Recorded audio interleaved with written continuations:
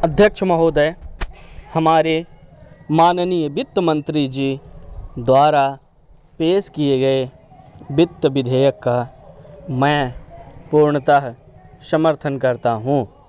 वास्तव में माननीय वित्त मंत्री जी ने आज इस वर्ष के लिए जो बजट पेश किया है वह बहुत ही प्रशंसनीय है।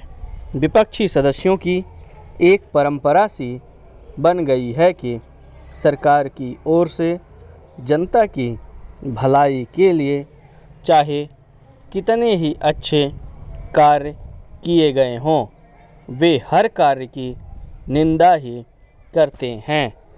हमारे देश के साथ संसार के जितने अन्य देश आज़ाद हुए थे, उनके साथ यदि तुलना की जाए तो हमारे राष्ट्र ने ही सबसे अधिक प्रगति की है। हमारा राष्ट्र उन सभी राष्ट्रों से आगे है। हमारे देश पर अनेक संकट आए, लेकिन इसके बावजूद भी हम लगातार आगे ही बढ़ते जा रहे हैं। हमारे देश से पहले स्वतंत्र हुए राष्ट्र भी हमारी प्रगति की प्रशंसा करते हैं तथा हमारा अनुकरण कर रहे हैं। माननीय प्रधानमंत्री जी ने गांवों के विकास के लिए अनेक घोषणाएं की हैं। हमारे देश के प्रथम प्रधानमंत्री पंडित जवाहरलाल नेहरू ने इस राष्ट्र के जिस विकास का सपना देखा था, उसे पूरा करने के लिए इस बजट में अनेक प्रावधान किए गए हैं। इसकी चारों ओर से प्रशंसा की जा रही है। हमारे देहात अभी भी काफ़ी पिछड़े हुए हैं और उनके विकास की ओर हमें अधिक ध्यान देना चाहिए। हमारे गांव दो हिस्सों में विभाजित हो गए हैं। गांवों में कुछ लोग तो वे रहते हैं जो ब्रिटिश काल में अंग्रेज़ों के समर्थक थे। उनकी स्थिति आज भी अच्छी है।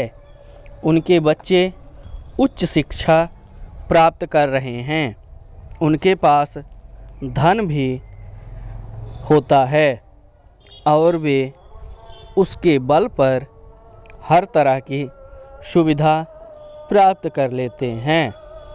परंतु दूसरी ओर कमज़ोर वर्ग के लोग भी गांवों में रहते हैं, जिनके पास शिक्षा का अभाव रहता है और वे हमेशा बेरोजगारी की स्थिति में दबे रहते हैं। स्वाभाविक ही वे आज भी गरीब हैं। उनकी गरीबी का एक अन्य कारण उनके द्वारा खेतिहर मजदूर के रूप में कार्य करना भी है।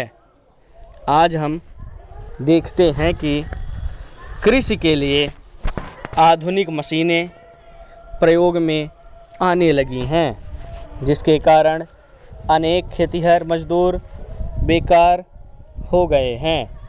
हमारी सरकार ने गरीब लोग ऊंचा उठाने के लिए अनेक कार्यक्रम चलाए हैं, जिससे उनकी भावी पीढ़ी के अनेक बालक शिक्षित हो रहे हैं।